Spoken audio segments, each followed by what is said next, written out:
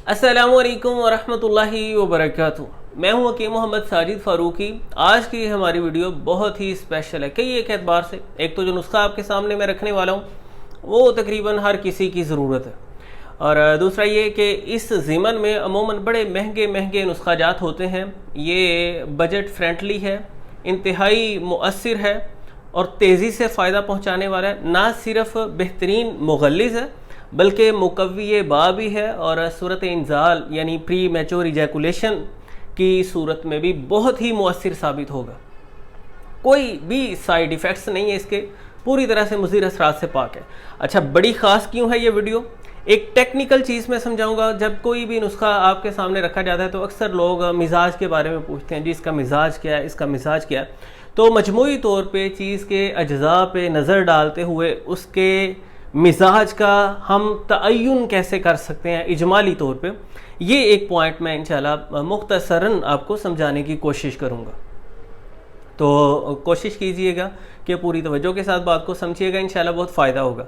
पिछले दिनों मैंने मुग़ल्लिज़ शाही का नुस्खा आपके सामने रखा। इसमें कोई शक नहीं कि वो सदियों से इस्तेमाल होने वाला बेहतरीन फार्मूला है, लेकिन चूँकि सालब मिस्री बहुत ज़्यादा महंगी है और भी उसमें महंगे अज्जा हैं, तो वो हर किसी के लिए बनाना इस्तेमाल करना मुमकिन नहीं। तो आज जो मैं नुस्खा आपके सामने रखने वाला हूँ शानदार चीज़ें हैं, और ये वो चीज़ें हैं जो महंगे महंगे नुस्खाजात में भी शामिल की जाती हैं। है सस्ती लेकिन इनमें पोटेंशियल इतना है, इनकी इफ़ादियत इतनी है कि इन्हें महंगी चीज़ों के साथ भी जोड़ के मिला के इस्तेमाल किया जाता है।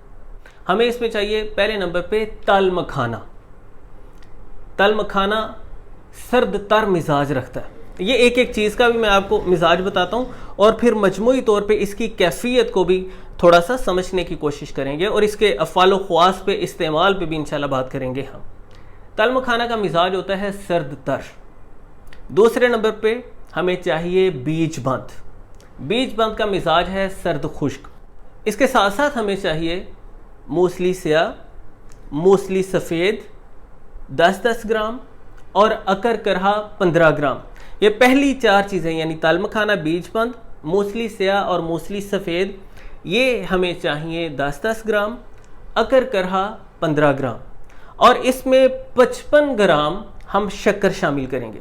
तैयारी का तरीकाकार, चीज़ों को पीस कर ग्राइंड करके बेहतरीन पाउडर बना के शक्कर इसमें मिला के हम इसे किसी बर्तन में, किसी जार में, डब्बी में महफूज कर लेंगे। अच्छा, अब यहाँ पे एक टेक्निकल बात मैं समझाने की कोशिश करता हूँ और फिर इस्तेमाल की सूरत और इसके फ़वाइद की तरफ आते हैं। देखें, पहली जो दो चीज़ें हैं हमारे पास, तल मखाना और बीज बंद, उनका मिजाज है सर्द तर और सर्द खुश्क। दोनों में सर्दी है और साथ तरी और खुश्की। जब तरी और खुश्की मिलती है तो ये मोतदिल कैफियत बन जाएगी। इस तरह समझेंगे जैसे हमारे पास कोई खुश्क चीज़ है यानी आटा है, और दूसरी तरफ हमारे पास तर चीज़ है, पानी है। ये एक हमारी मुआशरती ज़िंदगी में से मिसाल है ताकि बात आसानी से आप समझ सकें। तो जब पानी को आटे में डाला जाएगा, अब ये ना पूरी तरह से खुश्क रहा ना पूरी तरह से तर रहा, यानी वो एक मगलूबा सा बन गया। इसी तरह कैफियत में जब एक तरी है और एक खुश्की है, तरी और खुश्की मिलने से मोतदिल कैफियत बन गई। अब जो बाकी हमारे पास तीन अज्जा हैं इस नुस्खा के अंदर, मूसली स्याह, मूसली सफ़ेद और अकर करहा, ये तीनों तकरीबन गर्म खुश्क कैफियत रखती हैं। अब इन तीनों में गर्मी भी मौजूद है और तीनों में खुश्की भी मौजूद है। अब चूंकि हमारे पास जो पहली दो चीज़ें हैं, बात थोड़ी टेक्निकल है लेकिन आप तवज्जो करेंगे समझ जाएंगे। जो पहली दो चीज़ें हैं उनमें सर्दी थी और साथ तरी और खुश्की थी। जो बाकी चीज़ें हैं उनमें गर्मी है। अब वो सर्दी और गर्मी मिलके मोतदिल कैफियत बन गई, लेकिन मसला ये है कि साथ ही साथ इन बाकी की तीन चीज़ों में, मूसली स्याह, मूसली सफ़ेद और अकर करहा में खुश्की भी है। उस खुश्की को ख़त्म करेगी शक्कर, क्योंकि शक्कर का मिजाज है गर्म तर। तो जब वो बाकी कैफियत भी आपस में फ़ेलो इनफ़ियाल के साथ मोतदिल के करीब आ गई, अब खुश्की का थोड़ा सा गलबा था इस नुस्खा के अंदर, जब हम शक्कर इसमें मिलाएंगे जिसका मिजाज गर्म तर है, तो शक्कर के मिलने के साथ अब ये सारा नुस्खा मजमूई तौर पे मोतदिल कैफियत इख्तियार कर जाएगा। जिन लोगों को शुगर का प्रॉब्लम है वो शक्कर नहीं मिलाएंगे, बाकी की चीज़ें मिलाएंगे और इस्तेमाल करेंगे। तो जब हम दूध के साथ इस्तेमाल करेंगे, यही काम जो शक्कर करेगी इसकी खुश्की को ख़त्म करेगी। दूध के साथ जब हम नुस्खा इस्तेमाल करेंगे तो तब भी इसकी खुश्की के असरात जो हैं वो एतदाल की तरफ आ जाएंगे। تو یہ میں نے آج کوشش کی ہے. بات تھوڑی ٹیکنیکل ہوتی ہے اور عموماً ویڈیو میں کوشش کی جاتی ہے کہ سادہ عام فہم انداز میں کچھ ایجوکیشنل چیزیں بھی آپ کے سامنے رکھی جائیں.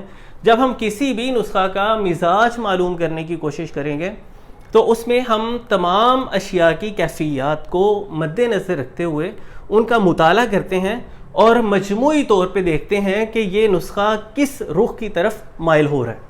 تو آتے ہیں کنکلوشن کی طرف.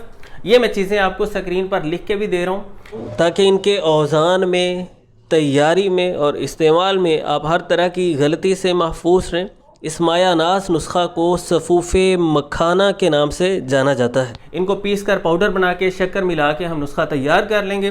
اس کا ایک چھوٹا چمچ آپ کو روزانہ دوپہر کے کھانے کے 2-3 گھنٹے بعد دودھ کے ساتھ کھا لینا ہے.